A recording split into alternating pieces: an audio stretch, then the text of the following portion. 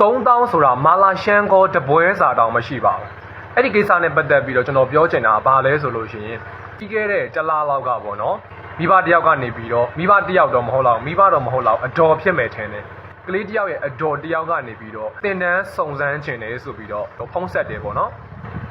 ဖုံးဆက်ကမှသူအပ်ချင်တာကကလေးက grade 1တဲ့နော် grade 1ကိုအတန်းအပ်ချင်တာတဲ့ grade 1အတန်းလေးကဘယ်လိုမျိုးလေးရှိလဲဆိုပြီးတော့ကျွန်တော်ကရှင်းပြလိုက်တယ်အဲ့တော့ဆရာထက် online class ကဖွင့်တဲ့ grade 1အတန်းဟာဆိုလို့ရှိရင်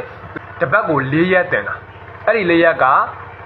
တနင်္လာအင်္ဂါဗုဒ္ဓဟူးကြာသပတေး4ရက်တင်တာပြီးလို့ရှိရင်သင်ပေးတဲ့ဘာသာက3ဘာသာမြန်မာ English သင်ချ3ဘာသာလုံးသင်ပေးတာတပတ်ကို4ရက်တနာရီတစ်ချိန်ကိုတနာရီပေါ့နော်တပတ်ကို4ရက်တစ်ချိန်ကိုတနာရီသင်ပေးတာကမြန်မာ English သင်ချ3ဘာသာသင်ပေးတာအဲ့ဒါကိုမှတစ်လလုံးကိုမှ3000ကျပ်ဆိုပြီးတော့ပြောလိုက်တယ်အဲ့တော့3000ကျပ်ဆိုပြီးပြောလိုက်တဲ့ခါမှာမိဘကနေပြီးတော့အဲ့ဒီမိဘကမဟုတ်ပေါ့နော်အတော်ကနေပြီးတော့အော်ဟုတ်ကဲ့ဆရာလားဆရာ3000လားဆိုပြီးတော့ဆိုပြီးတော့ဒါပဲနော်ဆိုပြီးတော့သူကပြောသွားတယ်အဲ့ဒါမပြီးသေးဘူးဒါပဲနော်လို့ပြောသွားပြီးတဲ့ခါမှာသူကဖုံးချပြီးအထင်နဲ့ဘေးကပေါ့နော်သူ့ရဲ့အတော်ဆိုတော့သူကကလေးအမေကိုသွားပြီးတော့ပြောတာပေါ့နော်ကလေးအမေကိုသွားပြီးတော့ပြောတာ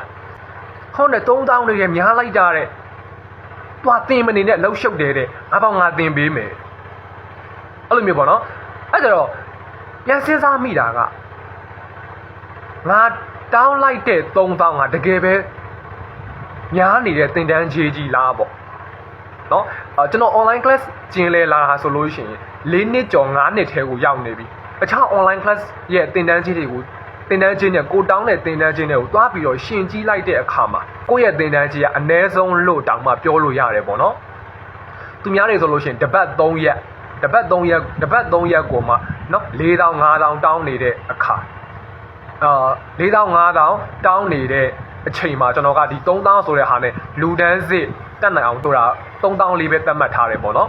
အဲ့ကျတော့တချို့တွေတွေးလိုက်မယ်ဟာတစ်လကို3000နဲ့